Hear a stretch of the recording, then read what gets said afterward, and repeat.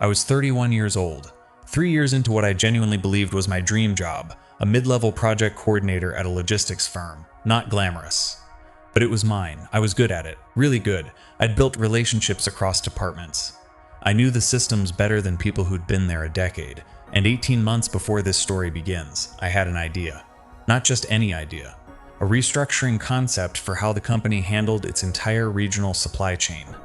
I'm talking about a framework that, if implemented correctly, could save the company somewhere between $400,000 and potentially over $1 million annually. I didn't just daydream about it. I built it, spreadsheets, process maps, projected savings models. 8 months of my personal time, lunch breaks, late evenings, a few weekends I'll never get back. I poured everything into it. And then I made the mistake that would change everything. I presented it to my boss. His name was Richard. And I need you to understand who Richard was, because the more unlikable I make him sound right now, the more you need to know. I am actually underselling it. Richard was the kind of manager who took the last coffee and never made a fresh pot, who CC'd his own boss on emails just to make himself look involved, who laughed the loudest at his own jokes in a room where nobody else was even smiling. But professionally, he was smooth, polished, the kind of man who could walk into a boardroom and make you believe he'd built everything in it with his own hands. He smiled when I showed him my proposals, a wide, warm, generous smile. "This is incredible," he said. "You've really outdone yourself here." I should have noticed that he never once asked a single follow-up question. Not one.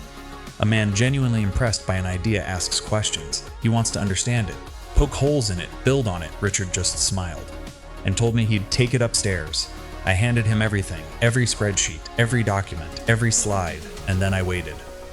By the time this story was over, a man who had spent 15 years climbing the corporate ladder had been escorted out of his own office by 2 police officers, in handcuffs, in front of the entire team he had spent years controlling. And I was the one who made that happen.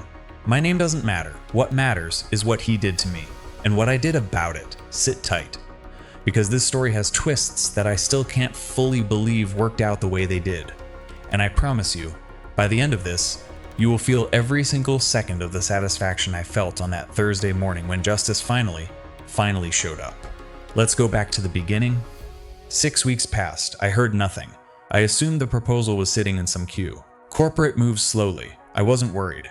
And then one Tuesday morning, I walked past the large glass-walled conference room on the 4th floor, the one reserved for executive presentations.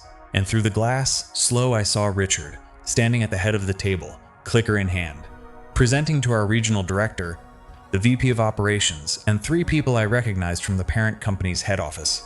On the screen behind him was my framework, my supply chain restructuring proposal, my 8 months of work, with his name on every single slide. I stood there in that hallway, and I want you to really picture this moment. I stood there with a coffee cup in my hand, completely frozen, watching this man present my life's work as if he had dreamed it up himself over breakfast. He caught my eye through the glass, and he didn't flinch. He didn't look away. He held eye contact with me for exactly 2 seconds, slow, and then he smiled, turned back to the executives, and kept going. That smile.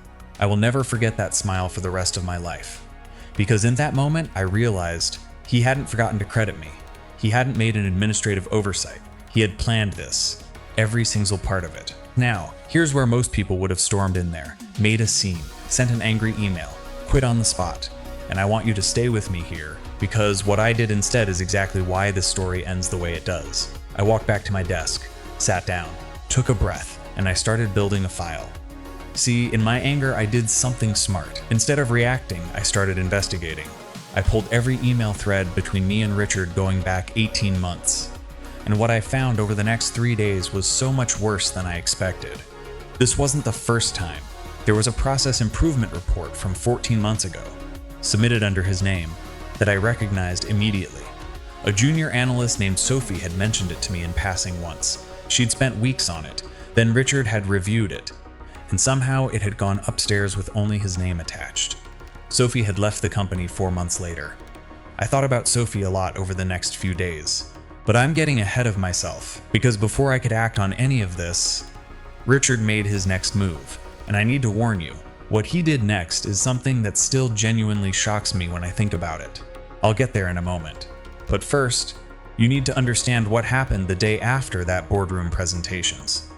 The morning after I watched him steal my work, Richard called me into his office. He didn't look stressed. He looked relaxed, settled into his chair like a man who had already won. He told me, and I am going to give you his exact words here. He told me, "I've been reviewing your recent performance, and honestly, I have some concerns." Just like that. He slid a printed document across his desk. A performance improvement plan, already filled out, already dated. 3 documented concerns about my work quality, none of which had ever been raised with me before. One of them referenced a project from 7 months ago that had been marked as a complete success at the time. He was building a paper trail to fire me before I could say a single word about what I'd seen through that glass, and I realized, sitting in that chair, that he had probably started preparing this document before he ever walked into that boardroom. He had planned to use me, present my work, and then eliminate me before I became a problem. I signed the PIP quietly, calmly, nodded along as he explained the improvement targets. And the entire time, I was thinking about one thing. The thing I had found in those email threads. The thing that wasn't just about me anymore. The thing that, if I was right about what I was looking at, wasn't just an HR issue. It was a legal one. Stay with me, because this is where it gets very interesting. I spent the next 2 weeks doing 3 things. First, I kept my head down completely, hit every single improvement target on that PIP, documented everything I did with timestamps, behaved like the most model employee in the building. Second, I contacted Sophie, the analyst who had left 14 months ago. It took me a few days to find her on LinkedIn. I sent a carefully worded message, just asked if she had a few minutes to catch up. She replied within an hour, and what she told me on that phone call night confirmed everything. Richard had done it to her too, a full report, presented upstairs as his own. Then, when she'd raised it quietly with HR, she'd been placed on a performance plan within the week, and let go 30 days later. She still had her original drafts, dated, time-stamped, saved on a personal drive. She emailed them to me that same evening. Third, I called a friend of mine, a corporate attorney, just to have a conversation, just to understand what I was actually looking at here. She listened to everything I told her, asked 3 questions, and then said something I will never forget. What you're describing, if you can document it, isn't just a workplace dispute. Depending on how that proposal was used, how it was represented to investors or the parent company, this could constitute fraud, not HR complaint territory, not a stern email from a department head territory. I want you to feel what I felt in that moment, because it wasn't excitement, not yet. It was something quieter than that. It was clarity. Over the following 3 weeks, my attorney and I built a complete documented case. My original proposal files, all dated and timestamped from my personal cloud storage. Every email between me and Richard where I had shared documents. The read receipts showing he had opened every single file. Sophie's original report with her timestamps. Her written account of what had happened to her. And then, the detail that turned this from a workplace grievance into something the police would actually care about. When Richard had presented my supply chain proposal to the executives, the parent company had used it as part of a funding justification document, a document submitted to secure a capital investment. My work, presented as Richard's work, had been used to obtain money. That is not intellectual theft, that is fraud. My attorney made one call to the company's legal counsel, not HR, not Richard's manager, not the regional director, straight to the company's own legal team. With the full documented package attached, we gave them 48 hours to respond. They responded in 6. I was at my desk on a Thursday morning, 8:43 a.m. I remember the time exactly because I had checked my phone approximately every 4 minutes since arriving at work. And then I heard it, the sound of the elevator. 2 people I had never seen before walked out onto the floor. Suits, lanyards, one of them carrying a folder. The other one, and I noticed this immediately, was not carrying anything at all. They walked directly to Richard's office. The door closed.